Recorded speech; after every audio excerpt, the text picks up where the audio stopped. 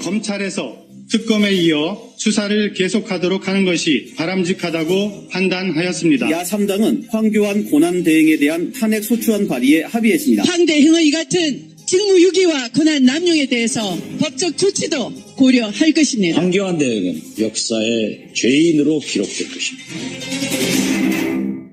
혹시나 했습니다만 역시나였습니다. 황교안 대통령 권한대행. 근데 특검 수사기간 연장 요청 거부했죠. 정치권에서 가장 먼저 박근혜 대통령 탄핵 주장했던 사람 여러분 기억하세요? 더불어민주당 대선 주자 이재명 성남시장이었습니다. 이번에도 역시 대선 주자 가운데 제일 먼저 황교안 대행에 대한 탄핵, 또 정세균 국회의장의 직권상정을 촉구하고 나섰습니다. 이재명 성남시장 직접 만나보죠. 이 시장님, 네. 안녕하세요. 네, 안녕하세요. 이재명입니다. 황 대행이 특검 연장을 거부하자마자 곧바로 네. 탄핵해야 한다 이러셨어요. 저는 이번이 아니라 저번 박근혜 대통령 탄핵 당시에 예. 황교안도 동시에 탄핵해야 된다고 말씀드렸었죠. 그때도 그러셨어요. 왜냐하면 이 황교안 대행이 실질적으로 이 박근혜 최순실 제 공범인데다가 이 대통령을 보장할 총괄 책임 보좌기관이 예. 총리인데 이 총리가 해야 될 일을 제대로 했더라면 사실 뭐 이런 일이 발생하기가 어려웠겠죠. 그래서 공동 책임자였고 거기다 좀 더 더한다면 향후에 대통령 권한 대행을 하면서 대통령을 편들어서 국민의 뜻에 반하는 여러 가지 행위를 할 것은 충분히 예상되는 거였기 때문에 한꺼번에 책임을 물었어야 된다. 그때 이미 그때도 얘기했었고요. 이게 뭐 연장 승인을 거부할 것은 뭐 99.999% 이미 예상된 거였는데 그걸 기대한다고 하는 것 자체가 저는 조금 이해하기가 어렵습니다. 그렇군요. 그러는. 네. 근데 황 대행이 특검 연장 승인을 거부한 게 뭐 국민 다수 정서에 어긋난 건 맞지만 네. 현행 헌법상 법률을 실질적으로 위반한 건 아니기 때문에 탄핵까지 가는 건 좀 무리 아니냐. 정병국 저 대표도 법상 안 되는 건 안 되는 거다. 우리 마음하고는 네. 좀 다르다 이런 말씀하셨거든요. 그게 이제 형식 논리를 보면 뭐 그렇게 말하는 사람도 있을 수 있는데 예. 지금 당장 그 특검 연장안을 승인 거부한 것 자체를 불법이라고 보기는 어렵죠. 그런데 이번 특검 연장안을 거부했다고 탄핵을 하자는 게 아니고 예. 제 말씀은 이게 헌법 위반이라고 하는 게 무슨 꼭 형사처벌 사안만을 말하는 건 아닙니다. 그러니까 법률이 또는 헌법이 정한 의무를 이행하지 못하면 이게 공무원을 파면하는 즉 징계하는 절차이기 때문에 국민의 뜻으로 과거에 헌법에 정한 국정총괄기관 즉 대통령 총괄 보좌기관의 보좌 업무를 충분히 못한 게 분명하기 때문에 예. 그게 탄핵 사유에 해당되는 거죠.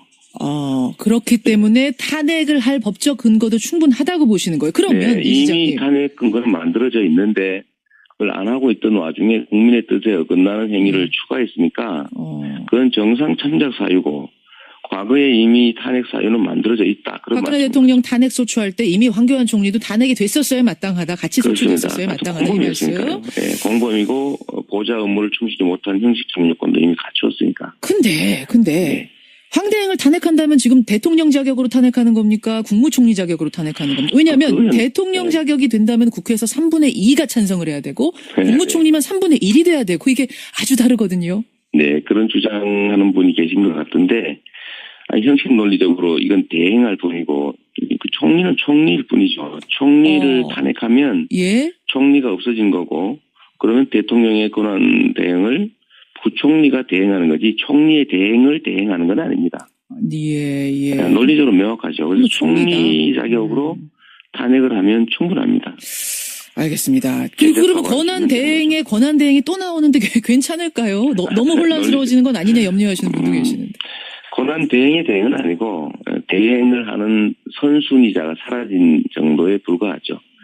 제가 보기에는 황교안 총리보다는 오히려 그 부총리가 순위에 따라서 대행하는 것이 지금보다는 훨씬 덜 혼란스럽습니다. 유일호 부총리가 되는 겁니까? 그 다음 순위가? 네, 뭐 그렇게 되겠죠. 차라리 그분이 하시는 게 낫겠다. 더 혼란스럽겠다. 왜냐하면 지금 대행이라고 하는 건 대통령의 권한을 정지시켜 놓은 상태에서 정지된 권한 중에 현상 유지용 소극적 권한 행사만 하는 게 원래 논리적으로 맞는데 예.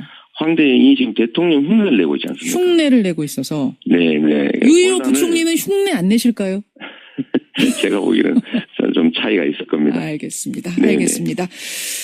오늘 야사당 대표가 다시 만나서 논의를 한다고 하니까요. 이건 좀 지켜보도록 하고 네. 이재명 성남시장 여러분 만나고 계십니다. 그나저나 목소리 많이 잠기셨어요, 시장님. 제가 지금 감기가 좀 들었어요. 감기 드셨어요. 호남에 계시죠? 네, 지금 광주입니다. 광주에 계세요. 네, 광주 네. 분위기는 어떻습니까? 호남 분위기 어떤가요? 원래 정치인 근처에는 좋아하는 사람만 가까이 오지 싫어하는 사람은 가까이 안 오니까 되게 자기들이 느끼기에는 예. 분위기가 좋게 됐습니다. 분위기 좋습니까?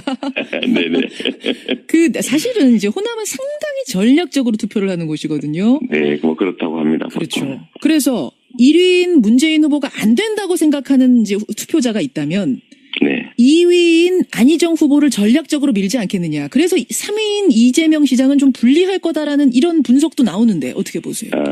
호남의 전략성이라고 하는 거를 대세를 추종하는 그 추종적 투표를 한다는 뜻이 아닙니다.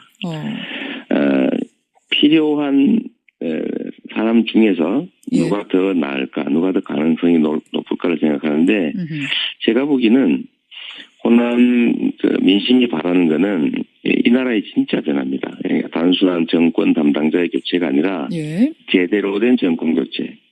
권력 담당자나 담당 세력을 바꿔서 국민의 삶이 또는 우리 호남 민심이 바라는 제대로 된 변화가 없다면 그거 바꿔서 뭐 하겠습니까? 아하. 그래서 청산할 세력을 명확하게 청산하고 예. 또 새로운 공정한 나라를 만드는 데 부합하는 사람 중에서 예. 그 중에서 더 가능성이 높은 사람이 누굴까를 찾는 거지 당선될 가능성이 단순히 높다. 여론조사 지지율이 높으니까 예. 그 중에서 제일 높은 사람을 고른다. 그런 투표를 하는 사람이라면 그걸 민도가 높은 호남 민중이라고 할 수 있겠습니까? 그렇게 보세요. 그럼 네. 왜 이재명입니까? 호남민들에게는 뭐라고 말씀하세요? 저는 그렇게 말하죠. 실제로 각자가 가진 상속받은 유산들. 지금 우리 사회가 재산도 상속받지만 정치적 자산도 상속받은 사람들이 주로 주류를 형성하지 않습니까? 예. 박정희의 유산을 물려받은 박근혜가 저지른 이 문제도 있는 거죠. 민주당 안에도 제가 예를 든다면 세력과 유산을 다 제거하고 각자 개인의 능력을 한번 보자. 그리고 어차피 민주당이라고 하는 거대 정치 세력을 대표할 후보를 뽑는데 그 후보가 개인적 유산이 얼마나 많은지 세력이 얼마나 많은지가 무슨 의미가 있겠습니까? 오히려 그 내용을 철저히 들여다보고 이 민주당이라고 하는 거대 정치 세력을 대표해서 제대로 할 사람을 뽑는다면 예를 들어서 평산돼야 될 사람들과 손잡고 연정을 하겠다, 대연정을 하겠다고 하는 것이나 또는 우리 사회의 이 혼란의 가장 근본적 원인이라고 할 수 있는 재벌과 같은 거대 기득권 세력들과 손을 잡거나 그들에게 가까운 그런 분들보다는 그래도 아무런 유산 없이 세력 없이 그냥 흑수저로 정치계에서 살아남아서 여기까지 달려온 가능성이 훨씬 큰 이재명을 선택할 거라고 저는 믿습니다. 그러니까 뒷배경 다 제거하고 뒤에 후광 다 제거하고 그 사람 하나만 놓고 봤을 땐 나를 뽑아주실 것이다.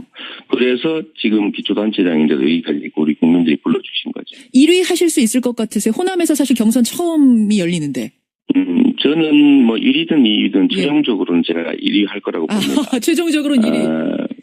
이 한번 실제로 들여다보면 5천만 명을 대상으로 수동적으로 물어보는 질문에 답하는 것하고 경선은 다를 수밖에 없는 것이 국민 5천만 명 중에 겨우 3, 4%가 등록해서 한 2% 정도가 투표할 겁니다. 그런데 2% 또는 3% 사람들 중에서 정말로 이 세상이 어떻게 바뀌어야 되겠다. 이 사람이 꼭 되어야 되겠다라고 적극적으로 행동하는 사람이 이 경선에 참여하게 되는데 그냥 수동적으로 답하는 사람들은 이 경선에 참여하지도 투표하지도 않습니다. 알겠습니다. 그런 측면에서 보면 여전히 이재명을 기대하고 저 변방에서 실력과 실적만으로 그야말로 불러준 분들은 여전히 그 기대를 갖고 있기 때문에 많은 분들이 참여해서 제가 최종적으로 이길 거라고 확신합니다. 호남 1위는 물론이고 최종 1위도 지금 장담한다 이렇게 힘줘서 말씀하셨는데 근데 지금 경선 주자들이 이재명 시장님뿐만 아니라 다 최선을 다해서 뛰고 있어요. 근데 물론이죠. 당 후보 간 토론회를 두고 갈등이 좀 있더라고요. 네. 토요일에는 당 서버가 마비될 정도로 지지자들 항의도 있었는데 그러니까 그러니까 횟수와 방식에 문제가 있고 공정한 경선 룰이 아니다. 선관위가 운운하에 달래는 식으로 인터넷 TV 토론 하나 추가했다. 이렇게 문제 제기를 하셨네요. 우리 참모들이 뭐 그렇게 얘기한 분들이 있는 것 같은데요. 예. 제가 이게 숫자 때문에 그런 게 아니고 예. 이미 당초에 합의된 것들이 아무런 상의 없이 바뀔 뿐만 아니라 어허. 나름 문제 지적을 했는데도 아무 반응 없이 그대로 밀어붙인다는 거죠. 소통이 안 되고 있습니까? 네, 그런 얘기를 한 것이고 사실 뭐 인터넷 토론 한 번 하나 무슨 뭐 방송 토론도 아니고 예. 라디오 솔직히 이제 저희 분들은 CBS 듣지만 시사자케에서 하거든요. 예. 집에서 말씀 잘하셔야 돼요. 못하잖아요. 예. 그래서 그런 얘기들을 한 거지 이게 숫자가 몇 번이다 이런 걸 따지는 건 아닙니다. 그리고 저는 이 문제에 대해서는 일단은 당내에서 내부적으로 논의해서 한번 정리해 가도록 하고 대외적인 얘기는 일단은 좀 알겠습니다. 여기서는 그만할까 싶어요. 횟수의 문제를 떠나서 지금 선관위가 각 후보들과 소통하는 방식, 문제 제기에 대응하는 방식 여기서 좀 답답함을 느끼신다. 그렇습니다. 지금 의견을 듣지를 않고 듣는 자리도 없어요. 듣는 자리도 없고. 아니 그러면은 그 1위 후보인 문재인 후보에게 지나치게 유리하게 가고 있다고 보세요? 누구한테 유리 불린 문제는 아닙니다. 그냥 상식에 관한 얘기죠. 상식에 관한 얘기.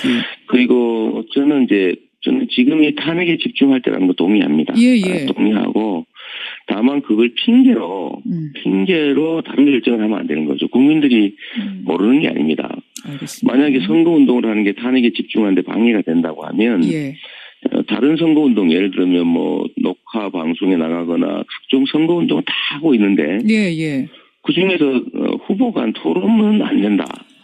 다른 거 다 되는데 왜 후보 간 토론만 탄핵에 방해가 되느냐? 그러니까 그런 얘기를 하면서 예를 들면 저 같은 사람들 제가 가장 탄핵에 집중했고 지금도 다른 어떤 것보다도 탄핵과 퇴진운동 국정정상화라고 하는데 노력하는 정치인인 거 분명한데 저를 마치 사적 이익을 위해서 공적 목표를 상실한 탄핵을 집중하지 않고 사적 이익을 노리기 위해서 그런데 연연하는 사람으로 밀어붙이고 이런 부분들이 참으로 섭섭하지요. 섭섭하시죠. 그래서 이제 어떤 얘기 나오냐면 당내 경선 상황이 계속 이런 식으로 진행이 된다면 최악의 경우에 중대 결심을 할 가능성, 보이콧을 할 가능성 이 보도가 되더라고요.